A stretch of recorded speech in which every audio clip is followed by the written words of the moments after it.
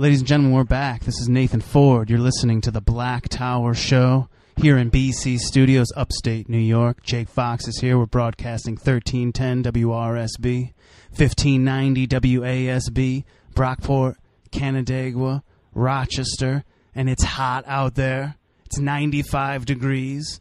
People kind of stumbling around in the heat out there, but inside it's cool. It's cool in BC Studios, and we got work to do. And we have a great guest. We're having him on again. We've had him on. We had about a year ago, Paul Craig Roberts, Dr. Paul Craig Roberts. Such an honor to have him on the show. We're going to break down Syria. We're going to break down the economy. We're going to break down what's going on. People are weary of war here. We're weary of it. The people are sick of it. We don't want any more. Go to paulcraigroberts.org, paulcraigroberts.org, and you can read some of the work that he's doing.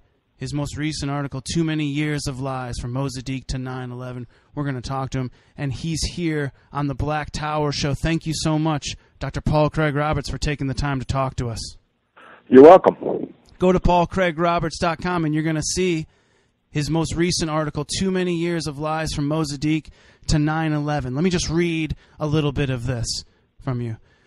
Washington has been at war for 12 years. According to experts such as Joseph Stiglitz and Linda Bilmes, these wars have cost Americans approximately $6 trillion, enough to keep Social Security and Medicare sound for years. All there is to show for 12 years of war is fat bank balances for the armament industries and a list of destroyed countries with millions of dead and dislocated people who never lifted a hand against the United States. Paul Craig Roberts, we are in this debacle right now with Syria. Are we seeing more of the same? Well, that was the intention. But this time, the rest of the world didn't buy the big lie. When the British Parliament voted down striking Syria, it sort of took the steam out from under the Obama regime. Yeah. And then we've had the most recent development where the Russian government proposed that Syria simply turn over all its chemical weapons, and they agreed.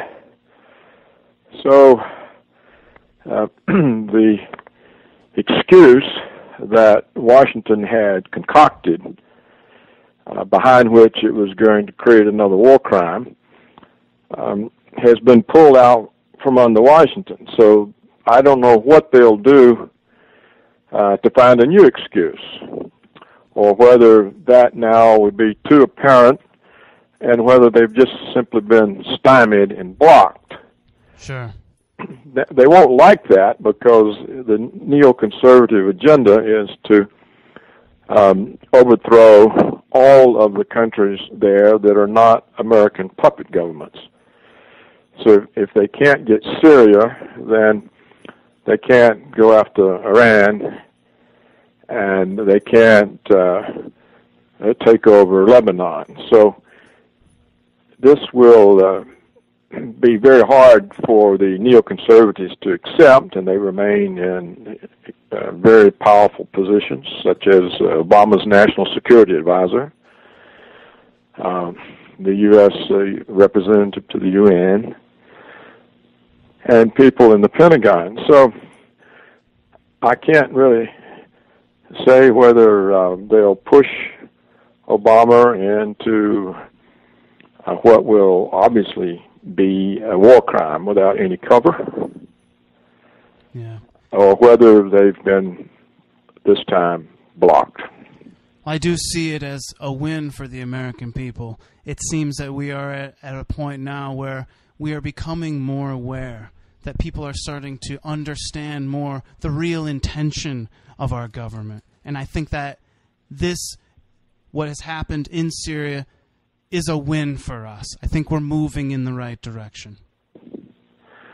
Yes, it's a win for the entire world, not just for United States citizens. Certainly a win for all the innocent Syrians who would have been massacred, and a win for the American puppet states like Great Britain, which would have been drawn into yet another war crime. So yes, so far it's a win, but we don't know what may happen. Yesterday, I think it was, Russia Today reported that the Russian intelligence had picked up signs that the so-called rebels were going to launch a chemical weapon attack on Israel and try to implicate the Syrian government. If they were to do that, you can see what Kerry and Netanyahu and Obama would be saying. They would claim that they now had justification for self-defense, which under the Nuremberg Standard is not a war crime. So I wouldn't put it past Israel or the Obama regime to try to stage something like that, but it may simply be too transparent at this point. We're talking to Paul Craig Roberts on the Black Tower Show. You mentioned the neoconservatives and their project for the new American century. So, about controlling the Middle East, do you see a stop in the future, or will we continue to move forward with this agenda, or have they lost steam? Well, we don't know yet. Yeah, we don't know. We don't know yet. We don't know. Paul Craig Roberts on the Black Tower Show. There's a emergency UN Council meeting tonight at 10 o'clock at 8 o'clock. I'm sorry, to talk about the Syria situation. Syria wants to sign on to the Chemical Weapons Convention. Kerry is saying that Syria weapons deal must be struck in a binding UN Security Council resolution, which Russia is now opposing. I mean, are they playing games here to leverage themselves towards a better deal, or are they really trying to go full speed ahead with this attack and save? I'm sure all the games are being played by Kerry and the Obama regime.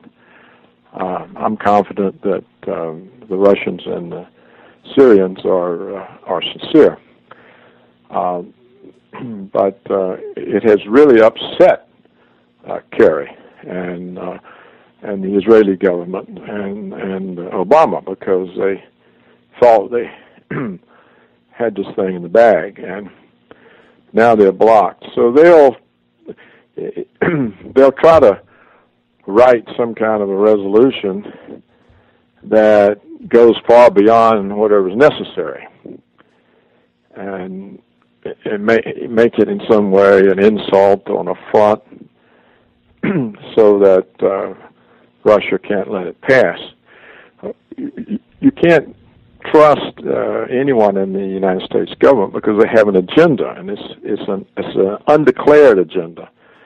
They've never gone to the people and given the real reasons for these expensive 12 years of war. They've never told anybody. Every one of them is based on some kind of a lie, like Saddam Hussein had weapons of mass destruction, which they knew full well he didn't have. And if he did have them, so what? A lot of countries have them, and we don't go around attacking them. Just because somebody has a weapon of mass destruction, it doesn't give you any right to attack them, and if you do, you've committed a war crime. Saddam Hussein wasn't threatening the United States. He hadn't attacked the United States. So the people in the government in Washington simply are untrustworthy. They're liars, and they have a secret agenda, and if the people knew what it was, they would remove them from office. So you can't, they're so desperate, and to be blocked after 12 years, I mean, they knocked off Iraq and Libya, and they haven't had much success in Afghanistan, but they've killed a lot of people in Pakistan and Yemen and Somalia, and it looks to them like they were being successful, and now there's a barrier. So I think they'll do everything they can possibly do to continue their wars of aggression. I was reading an interesting New York Times article today that said 62% of people said U.S. shouldn't take lead role in solving international conflicts, which is the highest percentage ever. 72% said the U.S. should not try to change dictatorships into democracies, which is also the highest percentage ever. If this Syrian conflict goes wrong and say, boots hit the ground and McCain, said he'll call for impeachment, will there be political will for impeachment at that point? I don't know. I really don't know. The real question is if the United States actually goes ahead with a strike, what response will there be from Syria and from Iran, and for that matter, from Russia? I mean, Syria and Iran have said if the Americans strike Syria, we're going to strike Israel. And then, since the United States government is a puppet of the Israeli government, that will then bring in more U.S. And the American fleet all out there is sitting duck. If Iran or Russia wanted to, they could sink every one of those ships in an hour. And it would be a humiliating, devastating blow to the superpower, and they'd probably pull out the nuclear weapons. So when you have fools running a government willing to take massive risk, you can't predict what the ultimate outcome would be. I mean, it could be World War III and the end of most life on Earth. How much of this is fueled by armament industries? How much of our decision-making is fueled by how much money they stand to make from this? Well, of course they stand to make money, but what it's fueled by... See, people say, it's fueled by oil pipeline plans that the West has, and sure. Syria's in the way. And then others say, it's the armaments industry. Well, of course, all of these interests benefit from the Obama regime's plan to hit Syria, but it didn't originate in these purposes. It's just one of the reasons so many interest groups would support it. It originates in the neoconservative ideology that their conclusion from the Soviet collapse that the United States has been chosen by history to bring its way of life to the rest of the world. So it's just like the French Revolution all over again. The Jacobins said they were taking liberty, fraternity, equality to all of Europe. And it was 25 years of war. Yeah, and the people suffer, meanwhile. That's right. I mean, millions and millions. So that's the driving factor. It's this neoconservative ideology, and of course all kinds of interest groups hooked to it. Whatever the Western interests are in the alternative pipeline, of course the military security complex. So every kind of interest that can benefit in some way will support the ideology. Yeah. But that's what's really driving it. It's the neoconservatives, their arrogance and their stupidity. Meanwhile, we have Hank Paulson, of course, the former Treasury Secretary and former CEO of Goldman Sachs. He's running around being quoted as saying, the world should prepare for a new financial crisis. While this crazy mad push for World War III is possibly happening, do you see these things as being related? No. No, they're not related. They're obviously, and it's not a new financial crisis. It's the same one. It's ongoing. They've staved it off by printing over the last 4 or 5 years $3 or $4 trillion, and the purpose of all that was to buy bonds and drive the price of bonds up high, because the big banks, the ones that they say are too big to fail, they have on their balance sheet massive amounts of debt-related derivatives. So when you drive up the price of bonds, those prices rise too, and it makes them look solvent. And the problem is that there's so many dollars everywhere in the world that at any moment people could say, well, look, I've had enough. They're printing too many dollars. Another 1,000 billion this year. The deficit's getting worse. The economy's getting worse. I'm getting out of the dollars. So the minute that happens, the Fed would lose control.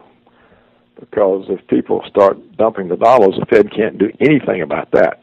It can buy up bonds, but it can't buy up dollars. It doesn't have foreign currencies to buy them up with. And already, for 2 years, it's had to rig the price of gold to stop the runaway price of gold from causing a general flight from the dollar. So the crisis has reached the point where they can hardly contain it. So I think Paulson's right. There is a crisis, but it's the same one. It's getting worse. The derivatives on the books are still there. They're huge. The 4 biggest banks have derivatives that are 3 or 4 times the gross domestic product of the entire world. In other words, 4 banks have liabilities that exceed the world output by 3 or 4 times. They can't possibly cover those liabilities. So there's a crisis. Yeah. And the crisis continues here in Rochester. We're broadcasting live, Rochester, New York. It's the 13th poorest city in America, and we definitely have our own problems here. And I think one of the tragedies that I see is that we end up blaming social programs, and we end up blaming and pinpointing certain racial groups and people as really part of the problem. And if you take a step back, you kind of see it as we're kind of starting to attack each other. We're starting to kind of, in a way, feed on each other in some kind of sick way. And I think that's the real tragedy, because meanwhile, like you say, the banks do run away with a lot of this, and they carry so much of the blame, and there is no accountability.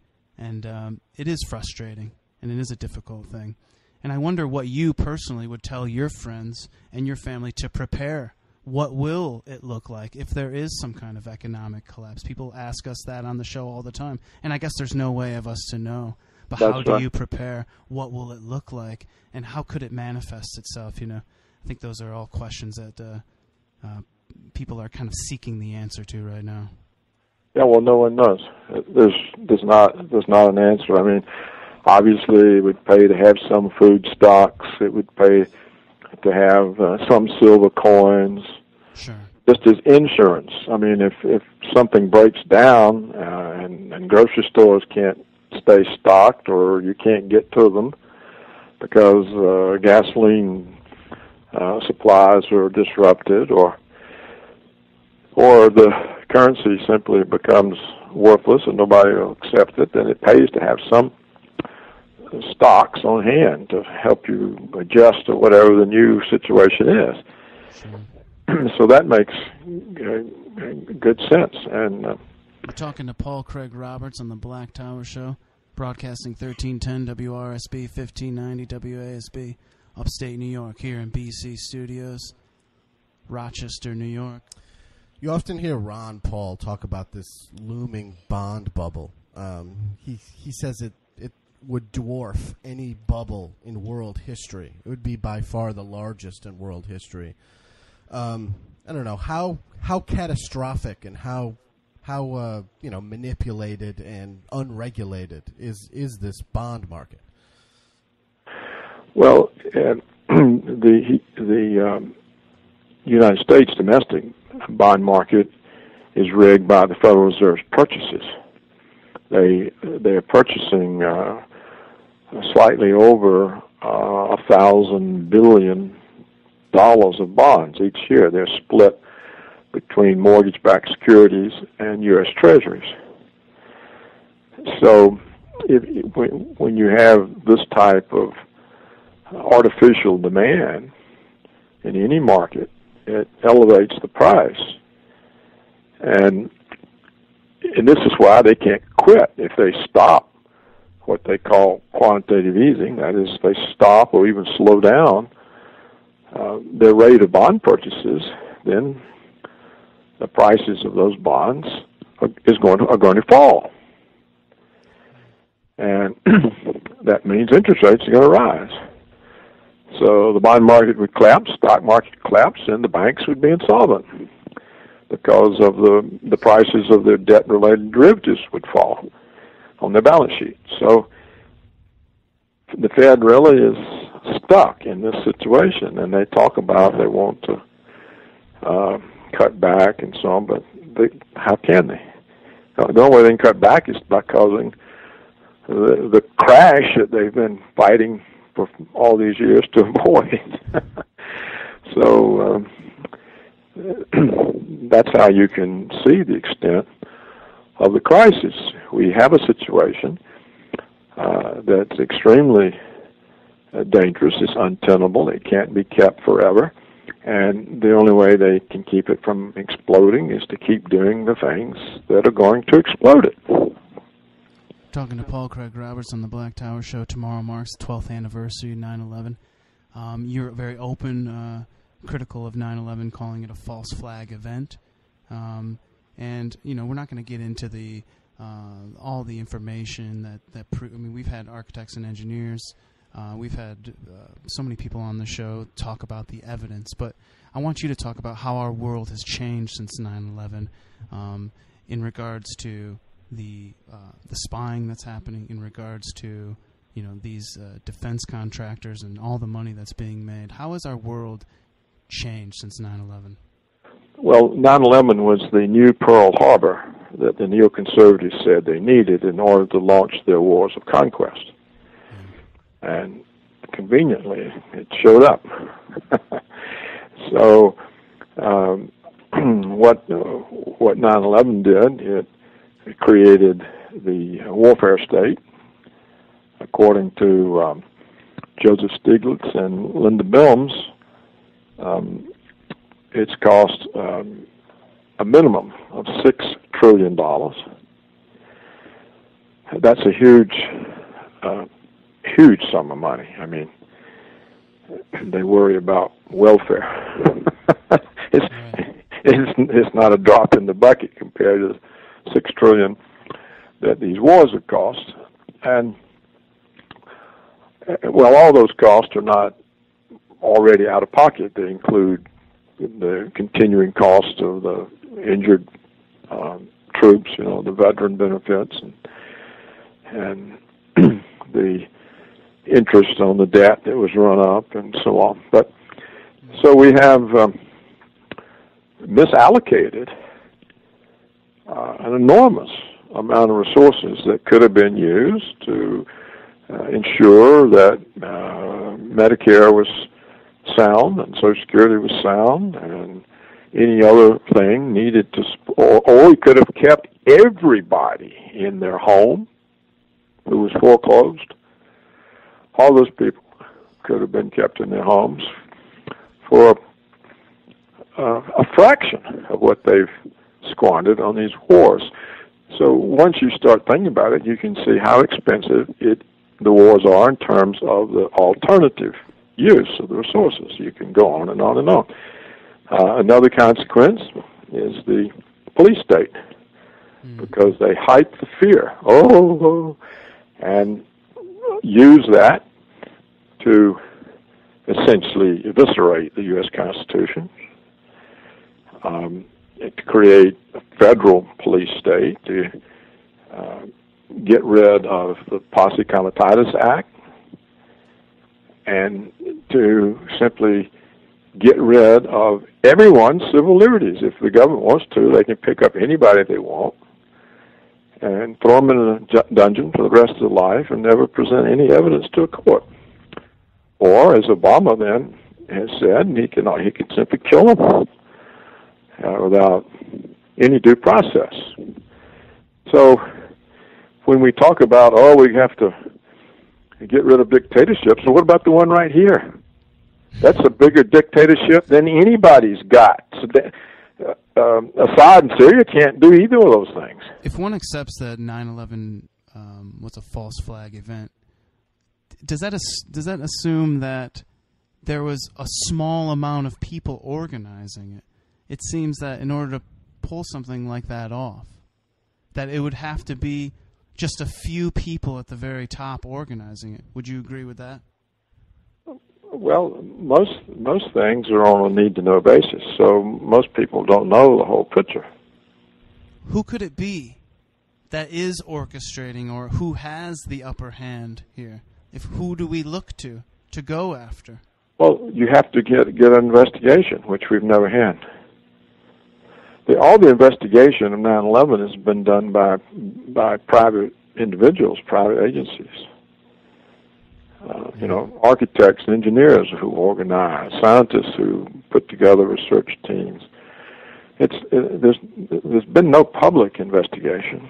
How do you investigate winks and nods? I don't know how you do that. Well, you can't pull off something like that with winks and nods.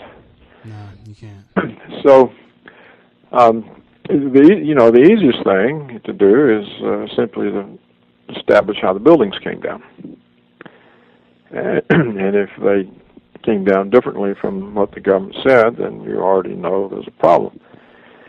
And I think that's been established. I think it's an open and shut case that the government's story of why these 3 skyscrapers collapsed is obviously false. And so, look, I made the point today that tens of millions of American homes have self-cleaning ovens.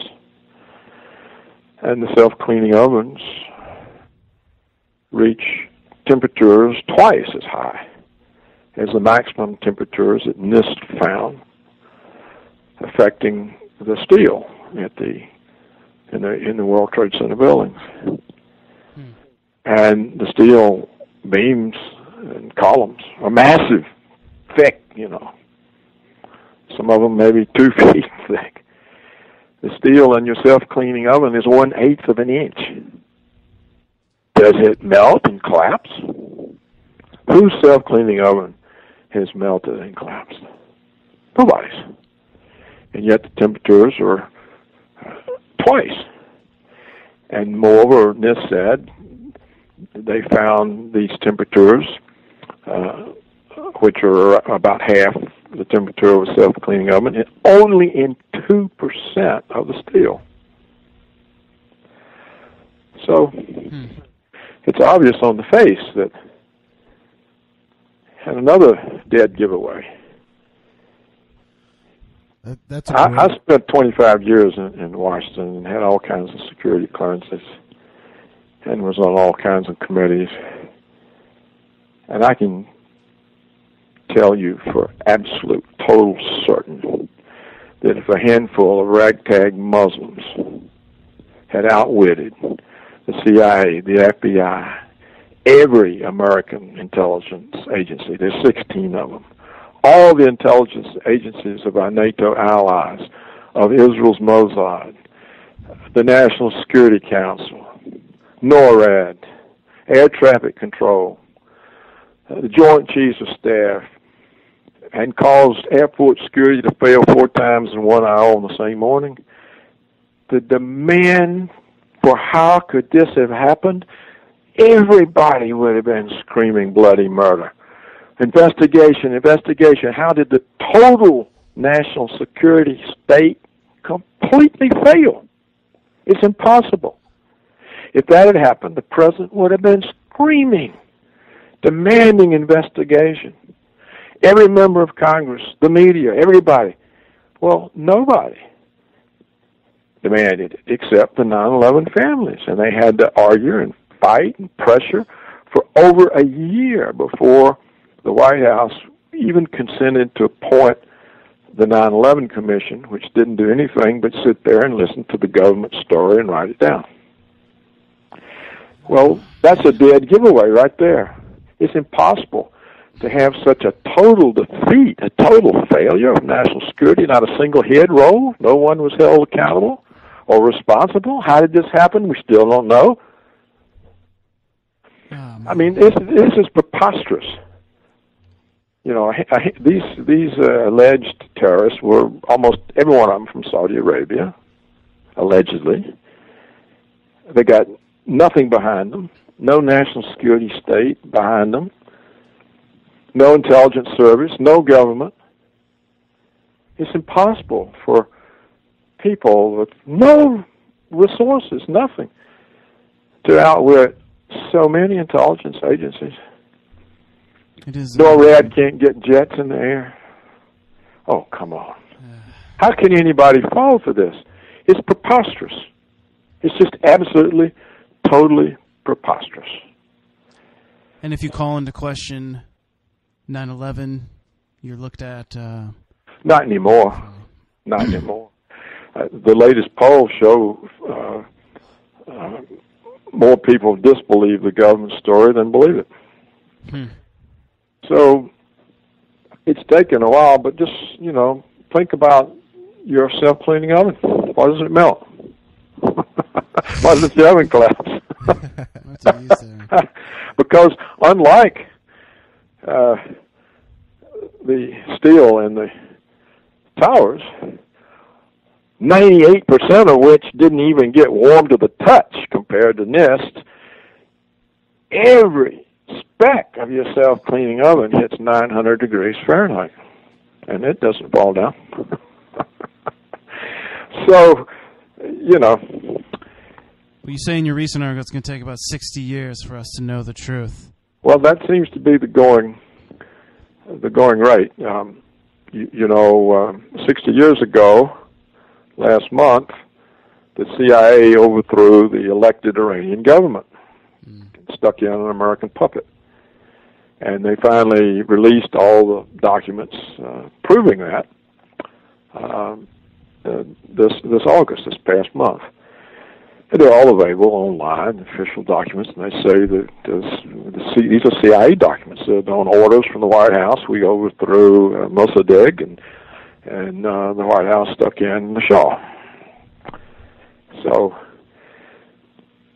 generally they won't admit things. I mean, everybody already knew that anyhow. I mean, every history book says it. We already knew it, but it wasn't true yet because the government hadn't admitted it. It's just like we know the 9/11 thing is hogwash. It couldn't possibly have happened the way the government says. And anybody who has paid any attention to that knows that. But it won't be true until another 48 years when the government says, yes, we did it. Yeah, it's such a tragedy. I mean, all those lives that were lost. But the lives are always lost. Look at all the lives lost with the atomic bombs on Hiroshima and Nagasaki. The Japanese government's falling all over itself trying to surrender. Yeah. Wherever you look, I mean, the Gulf of Tonkin. It was a false flag attack, and it led to the Vietnam War. Not just the 50,000 American deaths, but the millions of Vietnamese. And right now they're still suffering dramatic birth defects from the Agent Orange we dumped all over them for years and years and years. You know, there's a whole team of British scientists that are over there just trying to do operations on the deformed faces and make people look more normal than like monsters. I mean, there's a great thing up on Information Clearinghouse today, a BBC video. I'm talking about the use of chemical weapons. Boy, I mean, the United States has used chemical weapons on more people than every other country in the world added together, which shows you that their pretense that, Assad used weapons. Where do they care? They use them all the time. Washington uses them all the time. Look at all the white phosphorus and depleted uranium we dumped all over Iraq. It's also causing massive birth defects. So, the fact that governments lie through their teeth, rely on false flag events in order to push an agenda that's secret, that they won't dare tell the people why they want to do this. Talking to Paul Craig Roberts on the Black Tower Show, here with Jake Fox. Well, if you look back upon our history, a minority of the wars were based on actual truth. I mean, the Spanish-American War. There's no proof that the Spanish blew up that ship, the Maine. The Lusitania was known to carry arms and men on it. The Gulf of Tonkin, like you said, right, never happened at all. I mean, you can go on and on with these type of things. I mean, our wars are trumped up and based on lies, and now we're in this post 9/11 world with a false flag and to get us into this never-ending war on terror, where the NSA is naming their programs after battles in the Civil War. Yeah.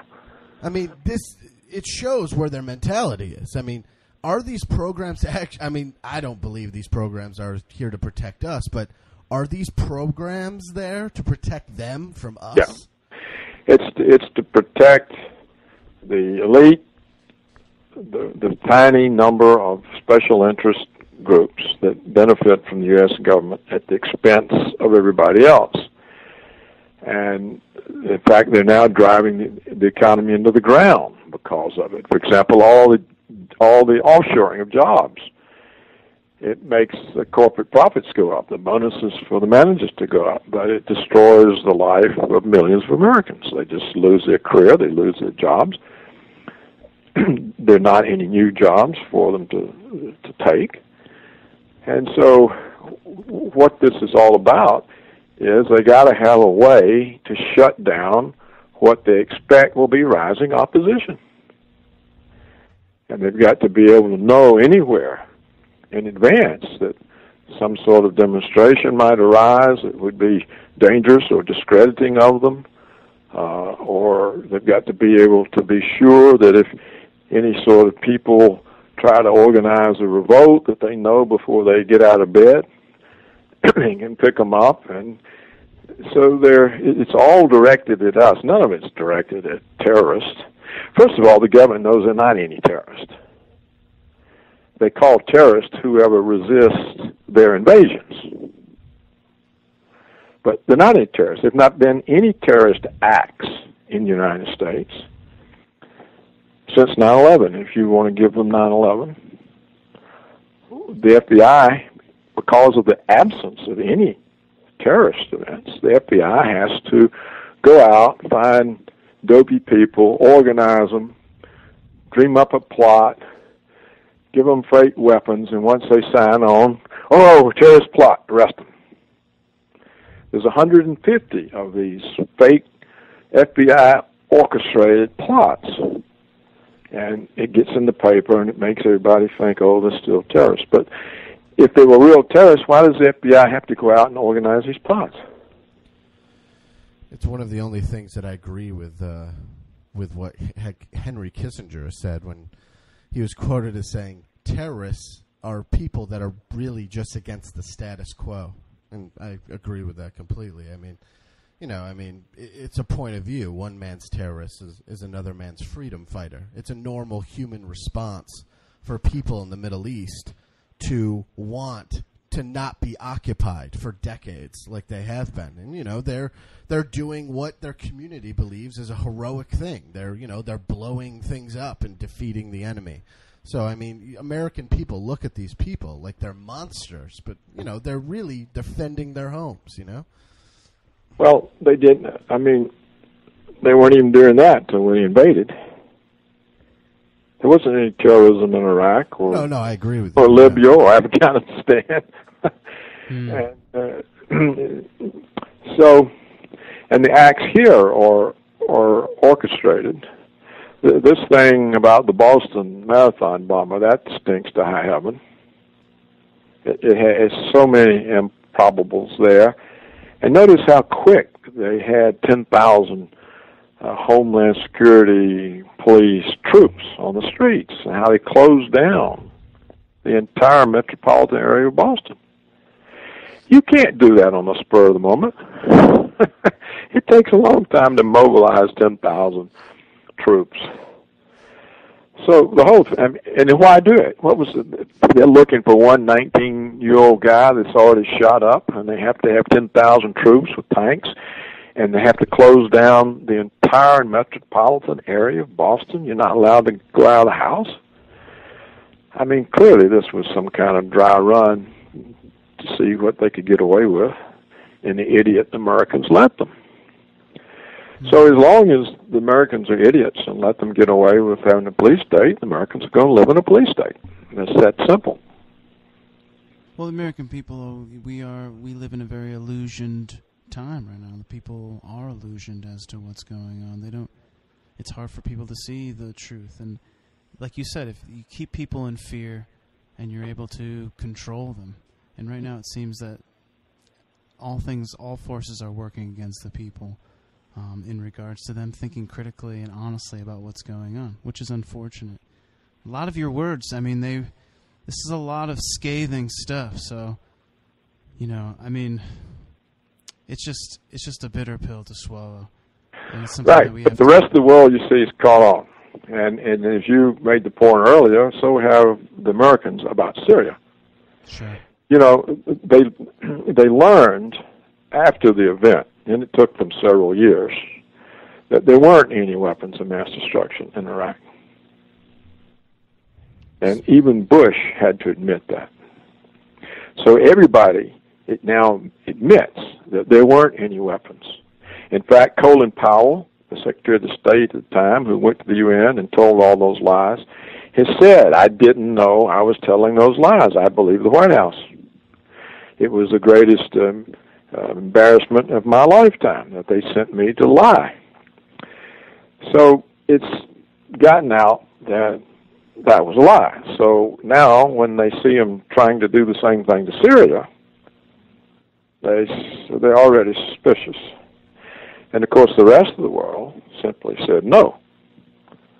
And even the British puppet state, I mean, we don't have a bigger puppet state than Britain. And when the Parliament voted it down, then that tells you already that there's nobody that will support this. So, and I think it's become so obvious that for them to do desperate things and launch, for example, launch a chemical attack on Israel and try to blame Assad, I don't think that people are going to buy that either. And if they go ahead and strike, despite the fact that everybody in the world sees through it, the United States is just going to be diplomatically isolated. Nobody is going to have anything to do with Washington. It'll just be an isolated, backwater, derelict place. The world will bypass it. So in that sense, I think there's hope, and that the world has caught on. And the real danger is whether Washington can stomach this or whether they'll roll out the nukes. And that's the real danger, because they really basically are people devoid of all integrity, all honesty.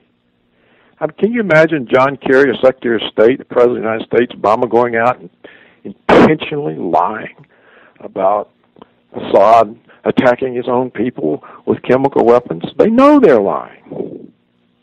I mean, what kind of, here they are telling intentional lies so that millions of people can be slaughtered. Well, a government like that, I mean, that's the scum of the earth. And that's how Washington is perceived. Mm-hmm. I mean, look, when the president of Russia calls a Secretary of State a liar, and states publicly at the G20 meeting in front of Obama that the people who are against Assad have staged this chemical attack so that they can attack him. I mean, the President of the United States has been called out in public in front of the most important countries of the world. So this is a devastating loss of prestige. Paul Craig Roberts. Scathing stuff. Take it, learn from it. Rochester, New York. We're broadcasting the Black Tower Show, 1310 WRSB, 1590 WASB. You just heard an interview with Paul Craig Roberts, and you need to listen to him. He was there in the White House working under Reagan. He knows what's going on. He knows how these things happen, how they play out. And here we are in the midst of it. And the level of corruption, I hope it becomes clear to our listeners out there that you got to make a move, you got to stand up, you got to figure out what's going on, you got to search for the truth. You got to do it. Thank you so much, Paul Craig Roberts, for taking the time to talk to us today. Yes, you're welcome. Thank you for your interest. Take care.